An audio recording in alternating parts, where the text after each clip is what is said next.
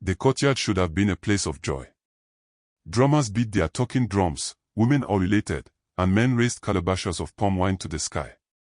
After years of barrenness, Mama Ifeoma had finally given birth to a son. A miracle. A blessing. But in the middle of the celebration, the air shifted. What began as laughter turned into uneasy silence. A whisper cut through the crowd, sharp as a blade. "Doesn't this child look like the Reverend?" Eyes shifted. Murmurs rippled. The resemblance was undeniable. The shape of his nose, the piercing intensity of his eyes, this child carried a face too familiar to ignore. The naming ceremony, meant to unite the village in joy, became the stage where secrets unraveled. And what spilled that day would haunt the people of Umuaka forever. Before this day of scandal, there were years of pain. Mama Ifeoma had been a bride full of promise. Married to Chike, a hard-working farmer, she dreamed of children filling their compound with laughter. But as moons passed and seasons changed, her womb remained silent. Infertility in Umuaka was not just a private sorrow, it was a public shame. Women whispered when she fetched water at the stream. Men laughed in corners, pitying Chike for having a barren wife. Even children, in their cruel innocence, sang taunting songs as she walked by. Each passing year deepened her wound. She tried herbs from the dibia, fasted under the guidance of elders, prayed endlessly at night.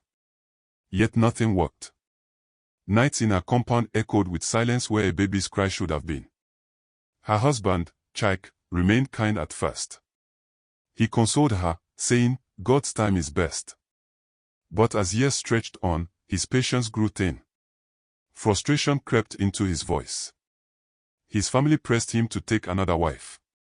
He resisted, but the pressure was heavy. Mama Ifeoma bore it all. The gossip. The humiliation. The isolation. In her prayers, she whispered, "God, even if you give me just one child, just one, I will never ask again." It was this desperation, this hunger for motherhood, that made her vulnerable to what came next. In Umuaka, one man stood above all others, the Reverend Chukwudi. His sermons thundered across the village. His prayers were said to move mountains. To many, he was not just a preacher, he was the mouthpiece of God himself. And Mama Ifeoma clung to him. She sat in the front pew every Sunday, tears streaming as she begged heaven to open her womb. Chukwudi noticed. He prayed over her with vigor, his hands heavy on her shoulders, his voice commanding the heavens. "Your time will come," he assured her, eyes lingering longer than they should. But whispers already swirled about the Reverend. Some said his power came not from holiness but from something darker. Others noted how often he counseled young women privately. Still, no one dared question him openly. For Mama Ifeoma, he was a lifeline. A man of God who promised hope where hope had died. And slowly, that lifeline became a chain. It began quietly. A missed cycle. A faint sickness. Then, undeniable swelling. When Mama Ifeoma realized she was with child, she wept until her body shook. She danced in her compound. She sang praises that echoed into the night. Finally, "The Lord has remembered me." The village rejoiced with her.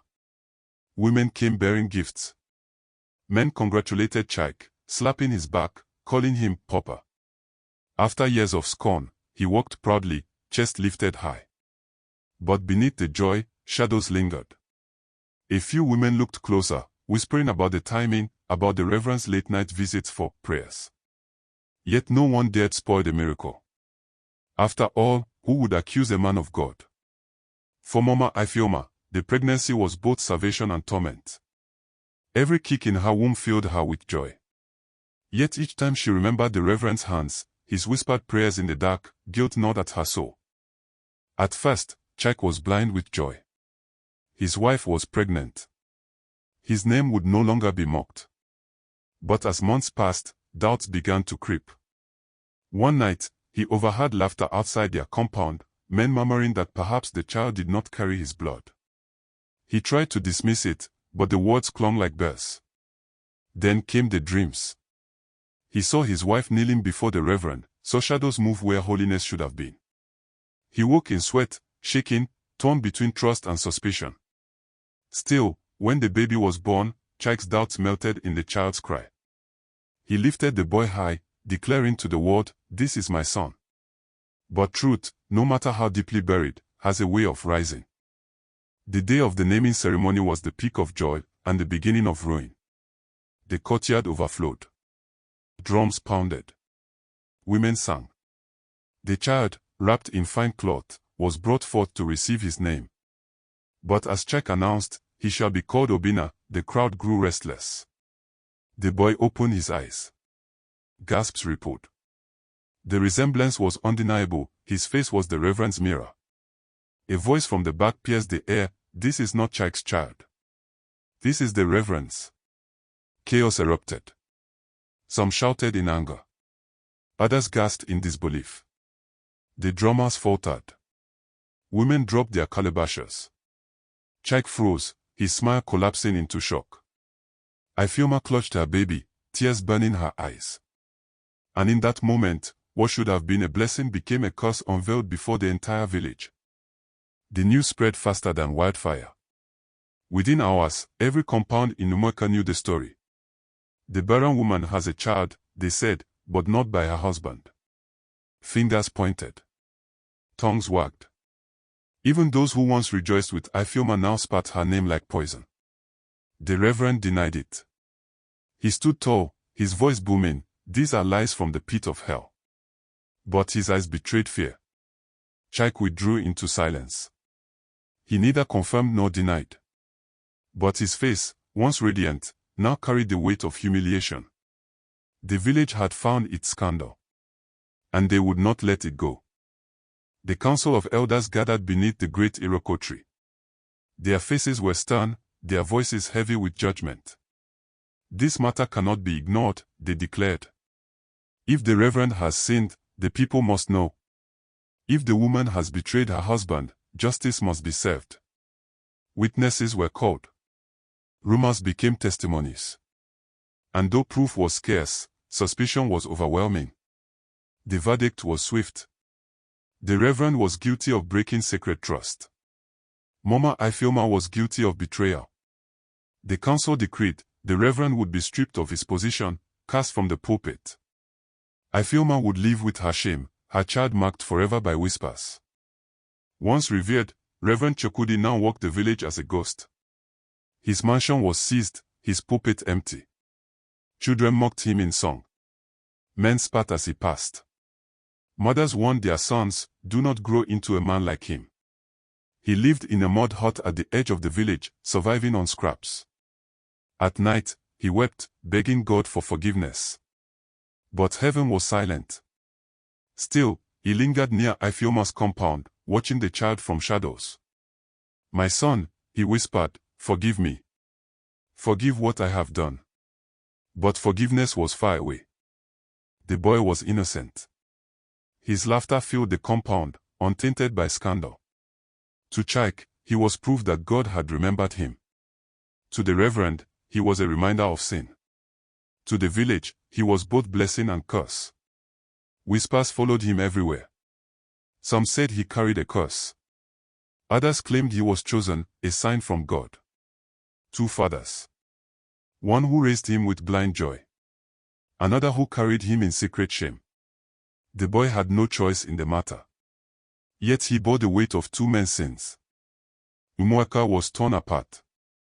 At the market, women argued. At the stream, tongues wagged. Some defended Ifeoma, others condemned her.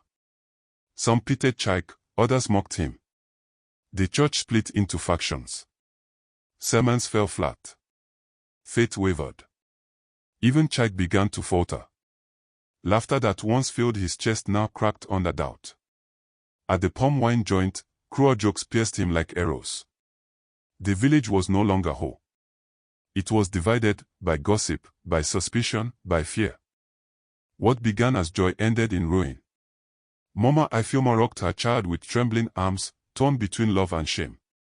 Chike clung to fatherhood, even as doubts consumed him. The Reverend wept in exile, haunted by the son he could never claim. And the child grew, innocent of the scandal swirling around him. For Umueka, the boy was more than flesh and blood. He was a parable. Proof that blessings can spring from broken places. Proof that joy and sorrow can share the same home. The people would never forget. They would retell it for generations. Because this was not just a story of a barren woman made fruitful. It was the story of how one blessing carried the taste of bitterness. The story of a family broken, a church shamed, and a village divided. The story of being blessed, but bitter.